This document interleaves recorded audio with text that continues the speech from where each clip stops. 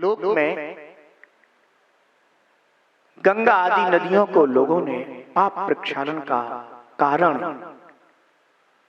अज्ञानता बस समझ रखा है।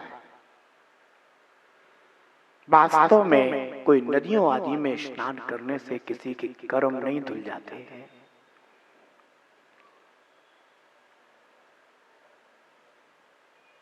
श्री कृष्ण ने कहा, अच्छा पाप धोना चाहते हो? हाँ। श्री कृष्ण ने सोचा कि अगर अभी इन्हें उपदेश दूंगा तो ठीक तरह से समझ नहीं आएगा, कुछ अनुभव से बताना चाहिए। तो उन्होंने कहा, ठीक, बहुत अच्छी बात है। तो पांडवों ने कहा, आप भी चलिए हमारे साथ तो और प्रसन्नता होगी। उन्होंने कहा, अभी तो मुझे कुछ आवश्यक कार्य है, आप एक काम करिए, मेरे प्रतिनिधि के रूप में ये तुंबड़ी ले जाइए और जितने बार तुम स्नान करना उतने ही बार इसको भी स्नान करा देना, तो ये समझ लेना कि मैं ही हूं। उन्होंने कहा, चलो बड़ी प्रसन्नता की बात है, आप प्रतिनिधि के रूप में ही सही, कम से कम हमारे साथ तो होंगे। चले गए पांडव, गंगा स्नान किया और तुमड़ी को भी उतनी ही बार स्नान कराया और बड़ी प्रसन्नता के साथ वापस लौटे कि अब मेरे सारे पाप धुल गए। वापिस आए, पुनः श्री कृष्ण के दरबार में उपस्थित हुए, यात्रा का पूरा वृतांत सुनाया। पश्चात श्री कृष्ण ने कहा कि ये बताओ कि तुमने वो हमने जो तुमड़ी दी थी प्रतिनिधि के रूप में, उसे स्नान कराया ही नहीं कराया? अरे बोले, कैसे भूल सकते हैं, पहले तुमड़ी को स्नान कराया, पश्चात हम लोगों ने स्नान किया। बोले, अच्छा लाओ तुमड़ी लाओ। तुमड़ी दी गई। श्री कृष्ण ने उसके छोटे छोटे पीस बनाए और सभी के लिए वह पवित्र तुमड़ी सेवन करने के लिए दी। जैसे ही उस पवित्र तुमड़ी का एक एक पीस सबने मुंह में डाला, वो इतना कड़वा सब थूथू करने लगे।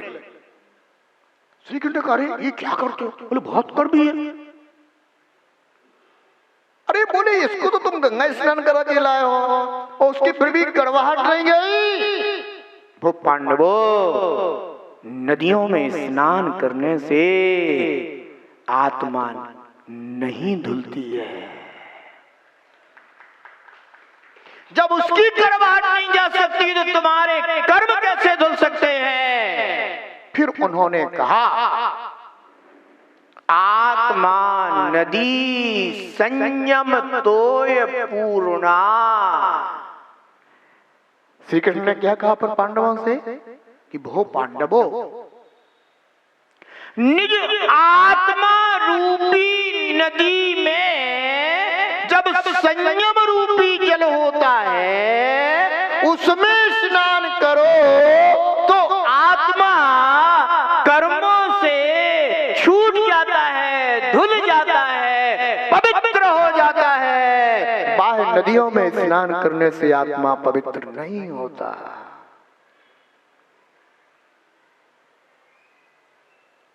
आचार्य भगवान योगेंदु देव कहते हैं कि रत्नत्रय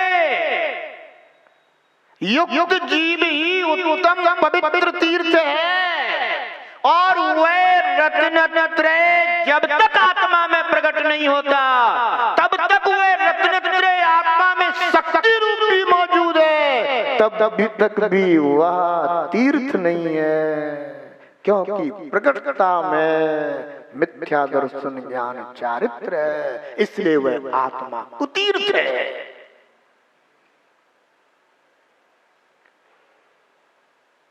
देखो,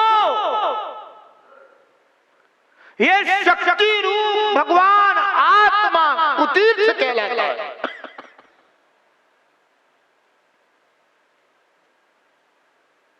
और जब वही आत्मा, वही जीव सच्चे देव शास्त्र गुरु के निमित्त से उनके द्वारा संबोधित किए जाने पर आत्मा को तत्व से यानी स्वभाव से पहचानता है, मानता है, जानता है, आश्रय करता है, तब वही आत्मा रत्नत्रयधारी होने के कारण तीर्थ कहलाता है।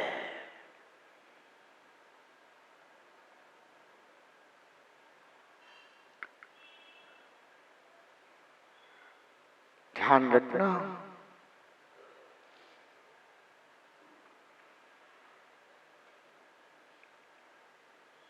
आचार्य भगवान कहते हैं ऐसे रत्नत्रयधारी तीर्थ की उपासना कर अपनी आत्मा को भी तीर्थ बनाओ। सम्यक दर्शन तीर्थ, सम्यक ज्ञान तीर्थ, सम्यक चारित्र्य, ये आत्माश्रित तीर्थ।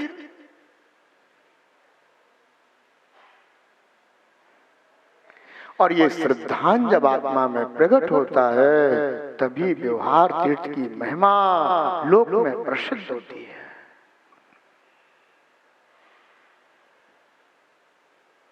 रत्नत्रय युक्त जीव भी उत्तम पवित्र तीर्थ है और मोक्ष का कारण है। मोक्ष का फल आत्मा रूपी वृक्ष पर, तरुबर पर ही लगता है। निमित्त रूप से रह जाते हैं। पंच परमेष्ठी मंत्र है और पंच परमेष्ठी मंत्र का आश्रय करने से जीव भव सागर तर जाता है, ऐसा कहा गया है। क्योंकि पंच परमेष्ठी निमित्त बनते हैं, इसलिए निमित्त की अपेक्षा से जब कथन किया जाता है तो यह पंच परमेष्ठी मंत्र मुक्ति का कारण है। पर आचार्य भगवान कहते हैं कि जो पंच परमेष्ठियों ने तुझे मार्ग बताया है वो जीव उस मार्ग को अपने आत्मा में प्रकट कर। रत्नत्रय ये मार्ग आत्मा में प्रकट होता है और आत्मा तीर्थ बन जाता है। इसलिए आत्मा को तीर्थ बनाओ। भोजी, धन का दान कर तूने कितने तीर्थ बनाए हैं। धन का दान कर तूने कितने तीर्थ बनाए हैं। एक बार रत्नत्रय का दान कर अपनी आत्मा को तीर्थ बना ले।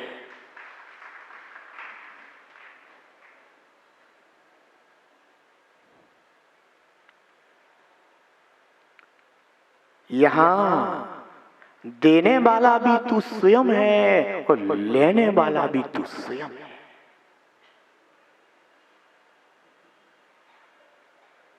बाहर में तो देने वाला अलग होता है, लेने वाला अलग होता है, पर जब आत्मा को तीर्थ बनाना हो तो देने वाला भी स्वयं और लेने वाला भी स्वयं और तीर्थ बनने वाला भी स्वयं।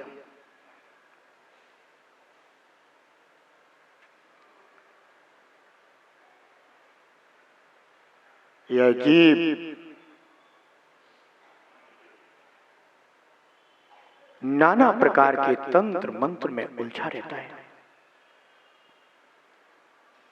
हाँ, जब तक तू निश्चय रत्नत्रय स्वरूप आत्मा में लीनता को प्राप्त नहीं होता तब तक मंत्रों का भी आश्रय लेना होता है।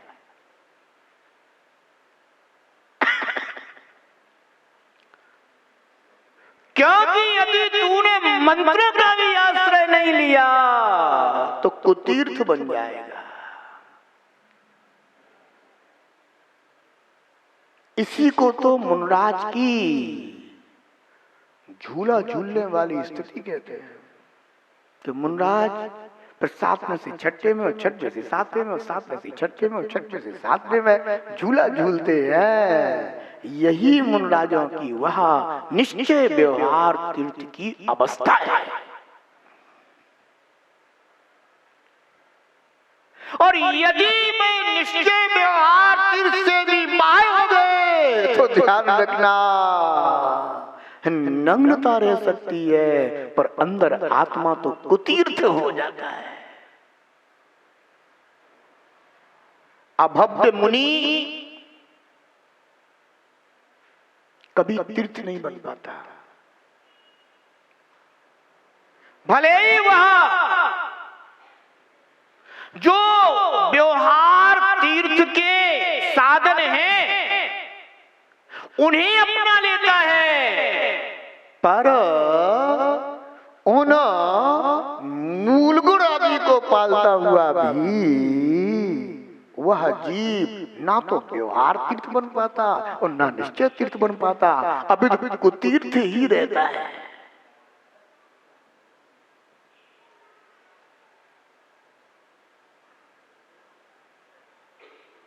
ध्यान रखना,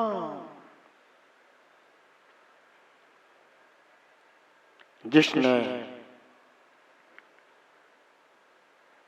मोहनीय कर्म को जीतते हुए तत्व की शुद्धता की है,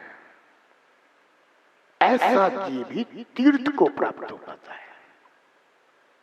और जिसने मोहिनी कर्म को ना जीतते हुए तत्व की श्रद्धा नहीं करी है, अपितु उसने बाह्य व्यवहार चारित्र के जो भी साधन हैं उनको स्वीकार कर लिया है, आचार्य भगवान कहते हैं कि भोजी तू तीर्थ नहीं है, तू कुतीर्थ ही है।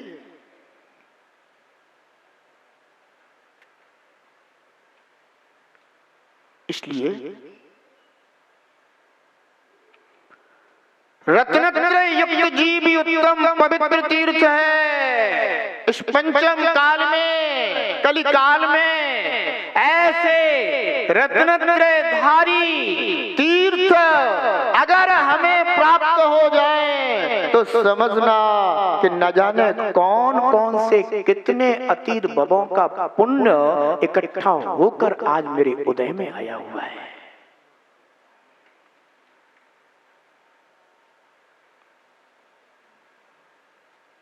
ये मोक्ष मार्ग में कल्प वृक्ष है।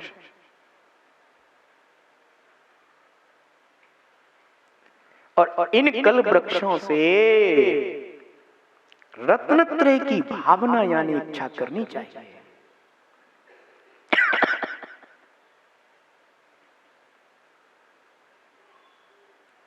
हमारा आत्मा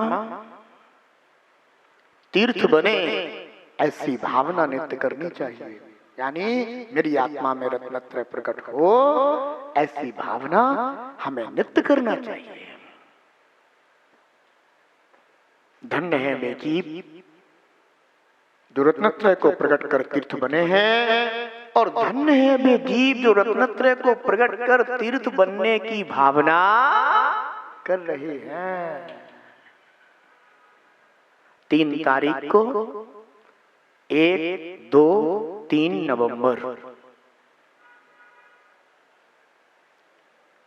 3 नवंबर को आप स्वयं देखेंगे कि एक भव्य जीव किस तरह से अपनी आत्मा को तीर्थ बनाता है।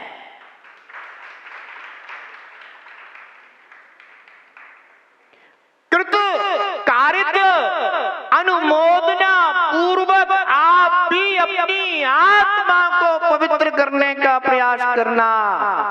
जितना आपका पुण्य होगा आप कृत या कारित रूप से और अनुमोदना रूप से अपनी आत्मा को भी तीर्थ बनाने की भावना से संयुक्त करेंगे। ध्यान रखना है, समय बहुत जल्दी जल्दी कदम बढ़ा रहा है।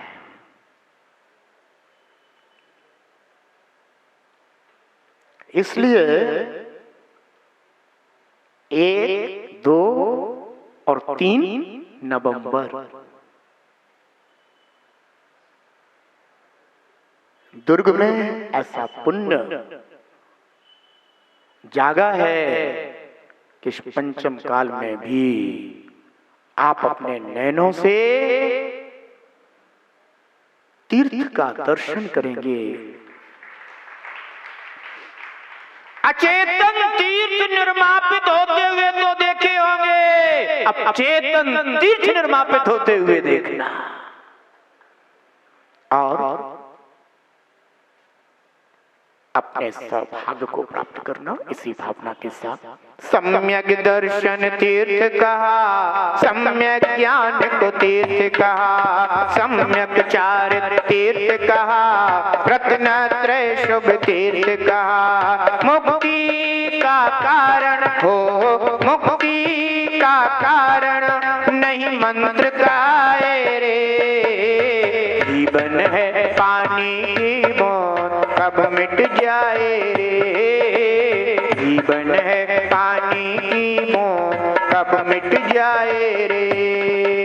हानि अनहानि हो, हानि अनहानि कब क्या घट जाए रे।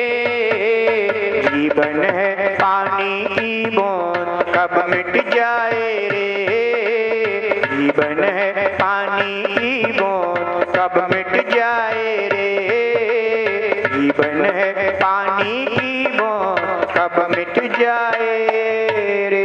जब रे गुजरात श्री शांतिनाथ भगवान की जिनागम पंथ